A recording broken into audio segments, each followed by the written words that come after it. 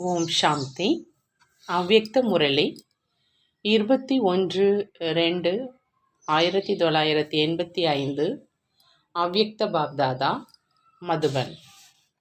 இன்றைய முரளியின் தலைப்பு சீத்தளத்தன்மையின் சக்தி, அதாவது குளிர்ச்சி தன்மையின் சக்தி. இன்று ஞான சூரியன், ஞான சந்திரன் தனது அதிர்ஷ்ட மற்றும் அன்பான நட்சத்திரங்களை பார்த்துட்டு இந்த ஆன்மீக நட்சத்திர மண்டலத்தை முழு கல்பத்தில் யாருமே பார்க்க முடியாது. ஆன்மீக நட்சத்திரங்களாகிய நீங்கள் மற்றும் ஞான சூரியன், ஞான சந்திரன் இந்த மிகவும் விடுபட்ட மற்றும் அன்பான நட்சத்திர மண்டலத்தை பார்க்குறீங்க. இந்த ஆன்மீக நட்சத்திர மண்டலத்தை அறிவியலினுடைய சக்தியால் பார்க்க முடியாது. அமைதியினுடைய சக்தியுடையவங்க இந்த நட்சத்திர மண்டலத்தை பார்க்க முடியுது, தெரிந்து கொள்ள முடியுது. ஆகினால இந்த நட்சத்திர மண்டலத்தை சுற்றி வந்து விதவிதமான நட்சத்திரங்களை பார்த்து பாப்தாதா புன்முறுவல் செஞ்சிட்ருக்கிறாங்க. எப்படி ஒவ்வொரு நட்சத்திரமும் ஞான சூரியன் மூலமா சத்தியத்தின் ஒளியையும் சக்தியையும் பெற்று தந்தையை போல் சத்தியத்தின் சக்தி நிறைந்த சத்திய சொரூபமாகறாங்க. மேலும் ஞான சந்திரன் மூலமா குளிர்ச்சியினுடைய சக்தியை தாரணை செஞ்சு சந்திரனை போல குளிர்ச்சி சொரூபம் ஆகின்றனர். சத்தியம் மற்றும் குளிர்ச்சி அப்படிங்கிற அந்த இரண்டு சக்திகளும் எப்பொழுதும் எளிதாக வெற்றியை பிராப்தி செய்விக்குது.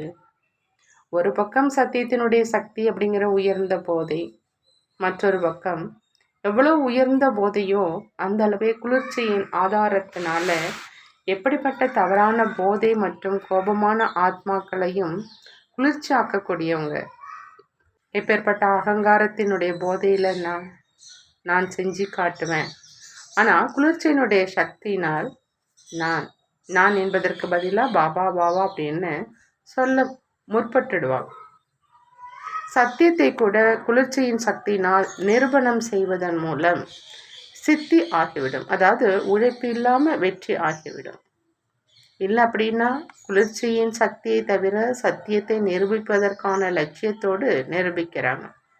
ஆனால் அஞ்ஞானிகள் சித்தியை பிடிவாதம் என்று புரிந்து கொள்றாங்க.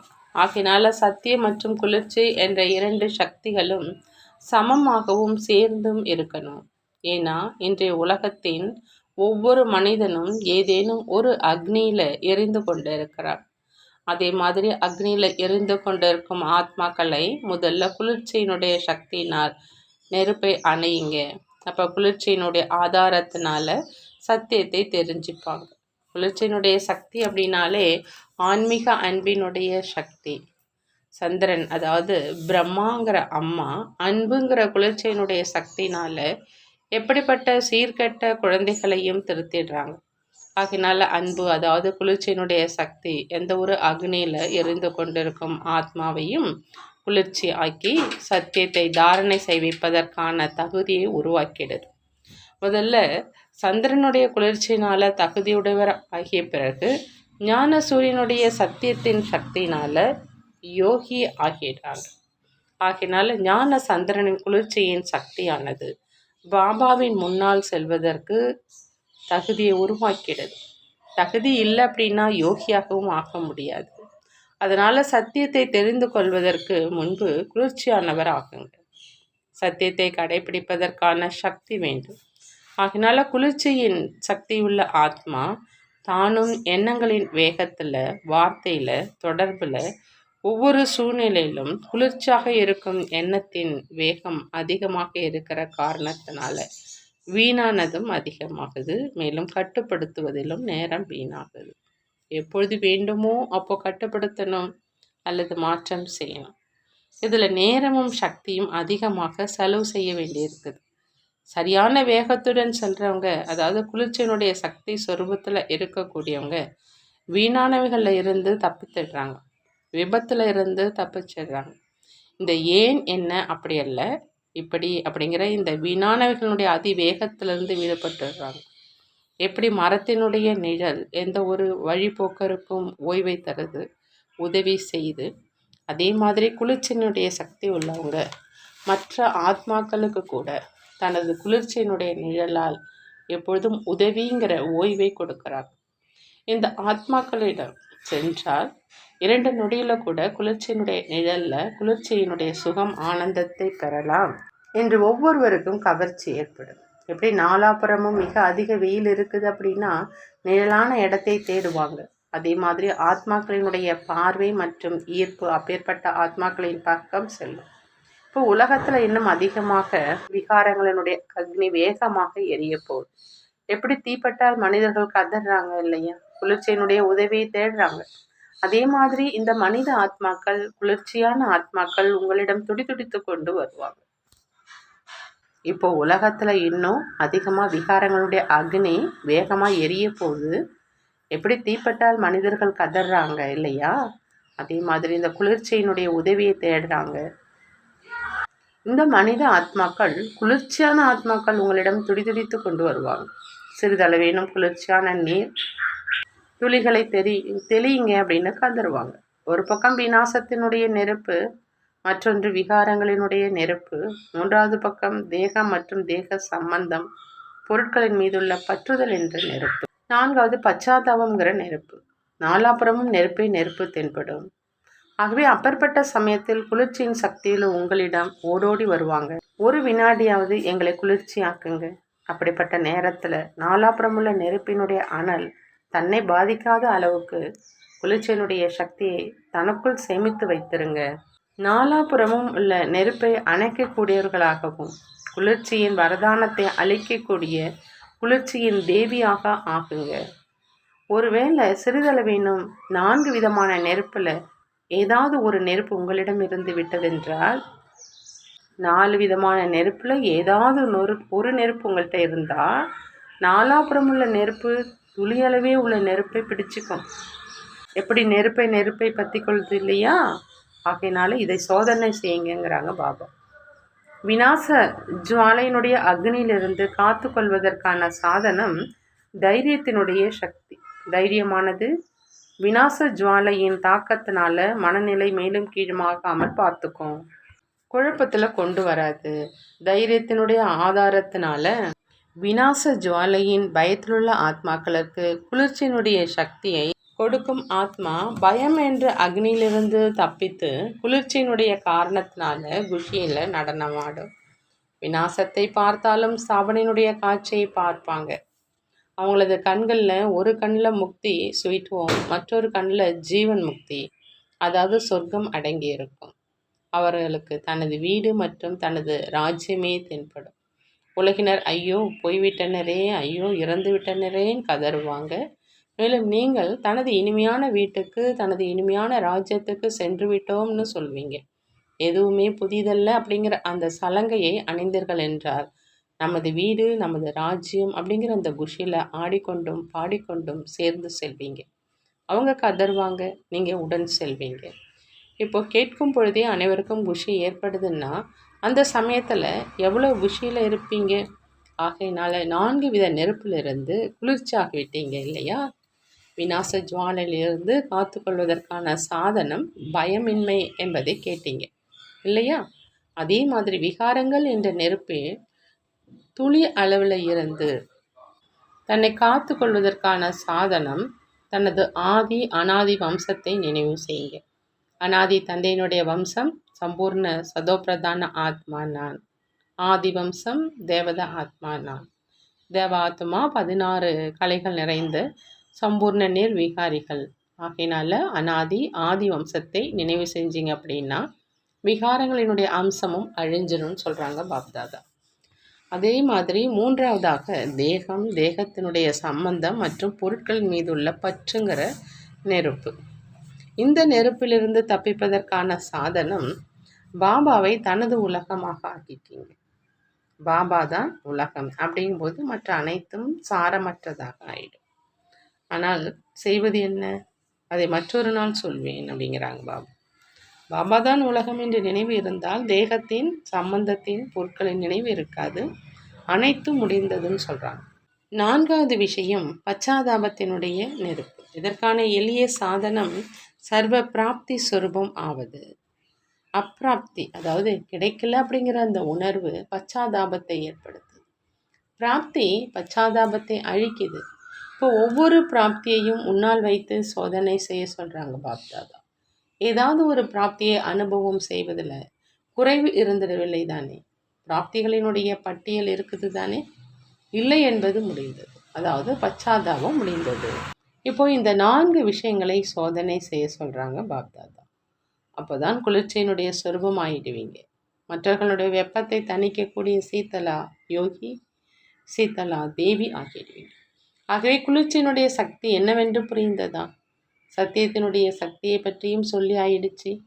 இன்னும் கூட சொல்வோம். அதனால் கேட்டிங்களா வாயு மண்டலத்தில் என்ன பார்த்தோம் என்று? விரிவாக பிறகு சொல்வோங்கிறாங்க பாபா. நல்லது.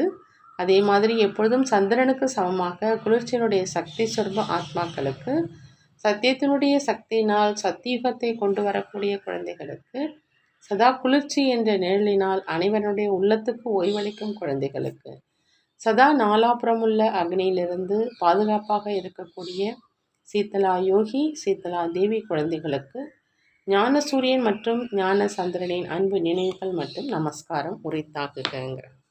நாமும் நம்மளுடைய பாப்தாதாவுக்கு அன்பு நினைவுகள் மற்றும் நமஸ்காரம் செய்வோம். அடுத்ததாக வெளிநாட்டு டீச்சர்ஸ் சகோதர சகோதரிகளோடு அவ்யக்த பாப்தாதா சந்திக்கிறாங்க. இது எந்த குரூப் அப்படின்னு கேட்குறாங்க. ரைட் ஹேண்ட் சேவாதாரிகளுடையது அப்படின்னு சொல்கிறாங்க. இன்று பாப்தாதா தனது நண்பர்களை சந்திக்க வந்திருக்கிறாங்க. நண்பர்கள் என்ற உறவு குதூகலம் அளிக்கக்கூடியது. எப்படி பாபா எப்பொழுதும் உங்களுடைய அன்பில் மூழ்கி இருக்கிறாங்களோ அதே மாதிரி குழந்தைகளும் பாபாவினுடைய அன்பில் மூழ்கி இருக்கிறாங்க.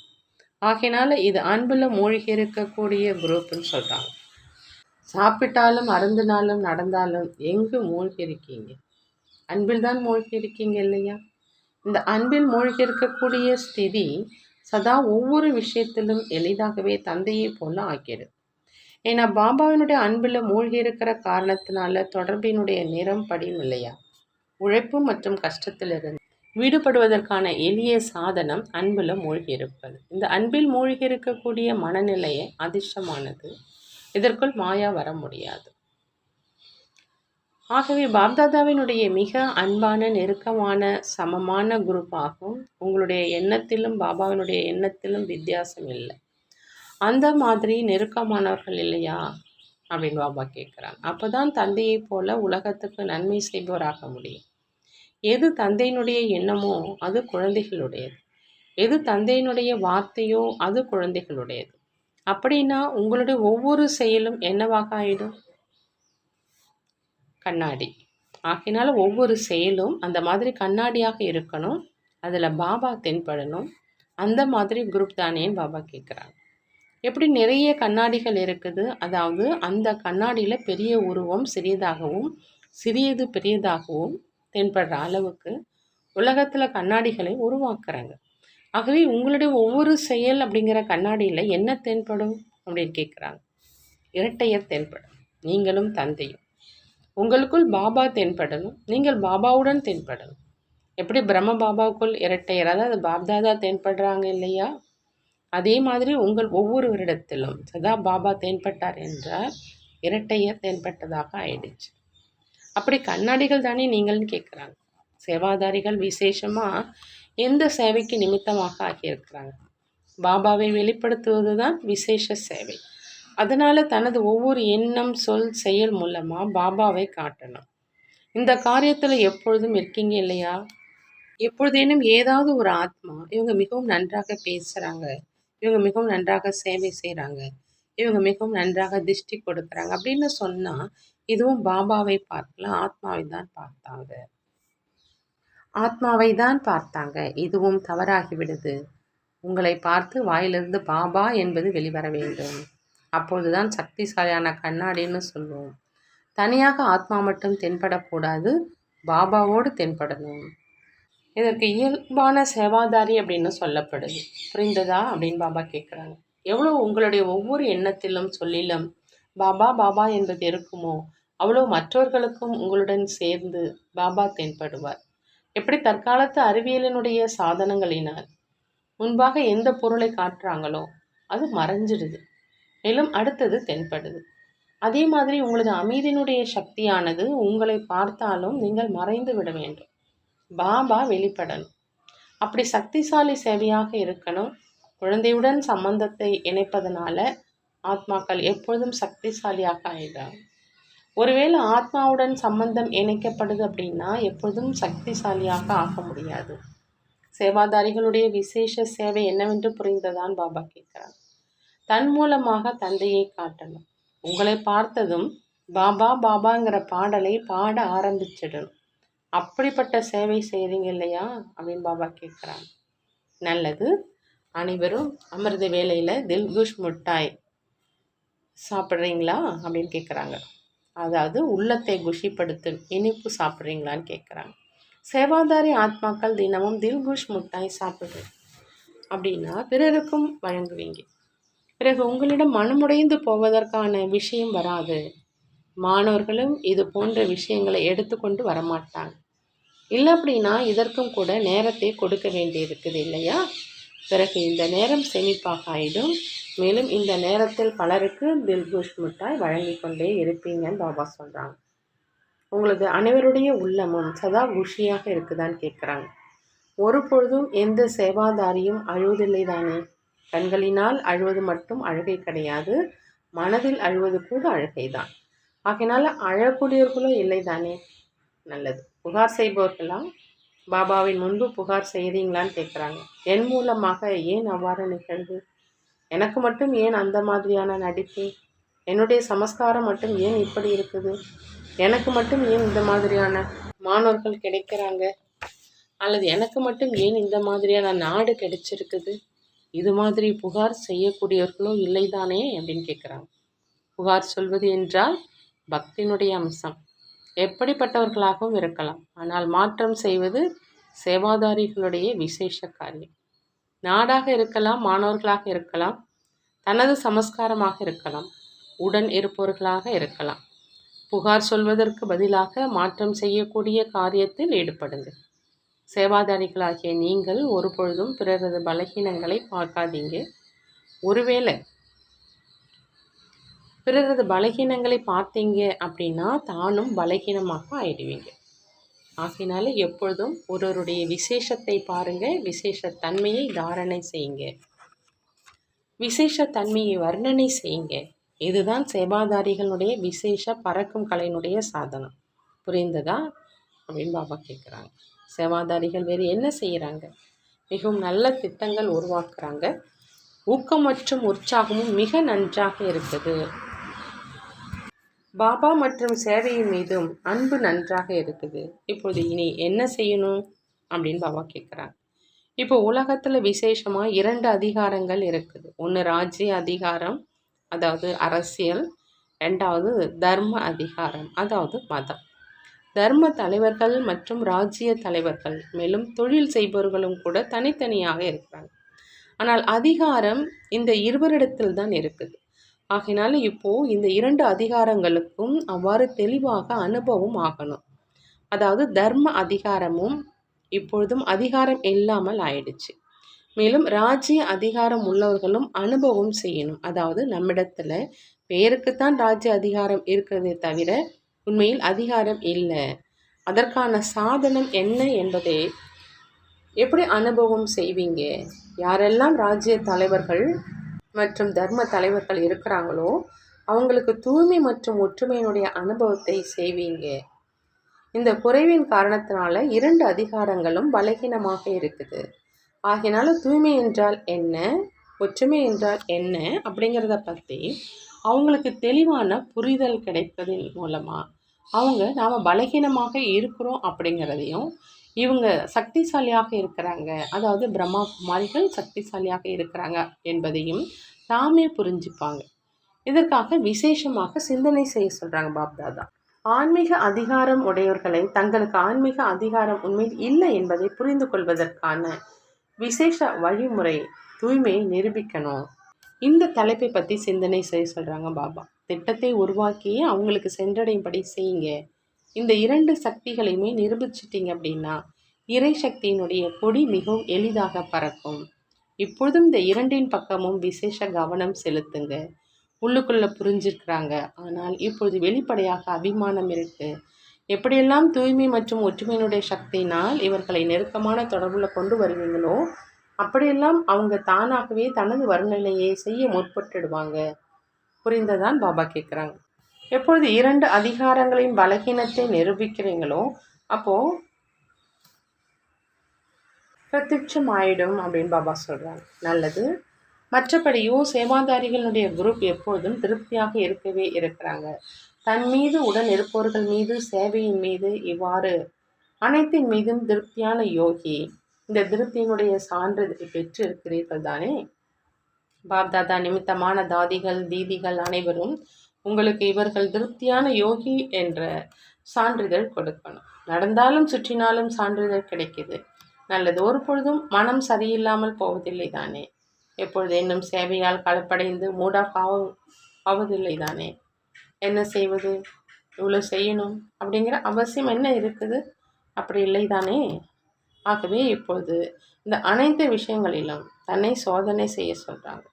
ஒருவேளை ஏதேனும் இருந்தது அப்படின்னா மாற்றம் செஞ்சுக்கணும். ஏன்னா சேவாதாரி அப்படின்னாலே மேடை மீது ஒவ்வொரு காரியமும் செய்யக்கூடியவங்க. மேடை மீது எப்பொழுதும் சிரேஷ்டமாகவும் யுக்தி நிறைந்தும் ஒவ்வொரு அடியும் எடுத்து வைக்க வேண்டியிருக்கு.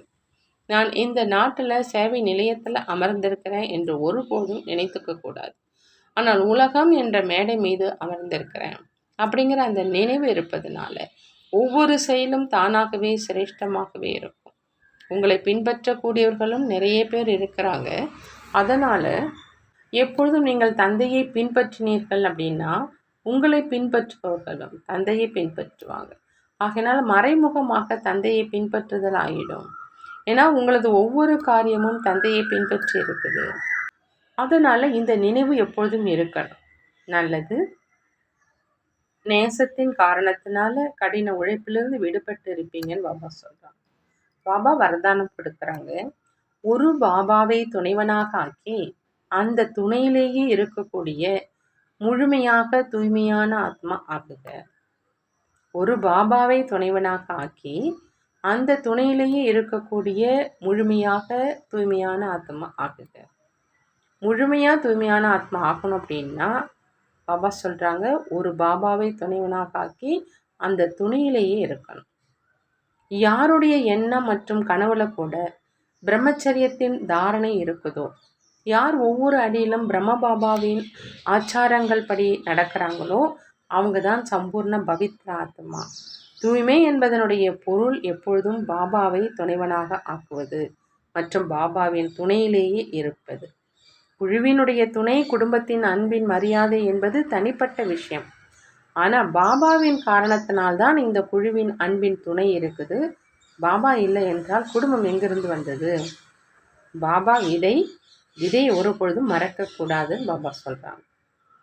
அடுத்த ஸ்லோகனில் பாபா சொல்கிறாங்க, யாருடைய பிரபாவத்திலும் வரக்கூடியவர்களாக அல்ல, ஆனால் ஞானத்தின் பிரபாவத்தை அதாவது தாக்கத்தை ஏற்படுத்தக்கூடியவர்களாக ஆகுங்க. யாருடைய பிரபாவத்திலும் வரக்கூடியவர்களாக அல்ல, ஆனால் ஞானத்தின் பிரபாவத்தை அதாவது தாக்கத்தை ஏற்படுத்தக்கூடியவர்களாக ஆகுங்கள். நல்லது. ஓம் சாந்தி. நன்றி பாபா. நன்றி.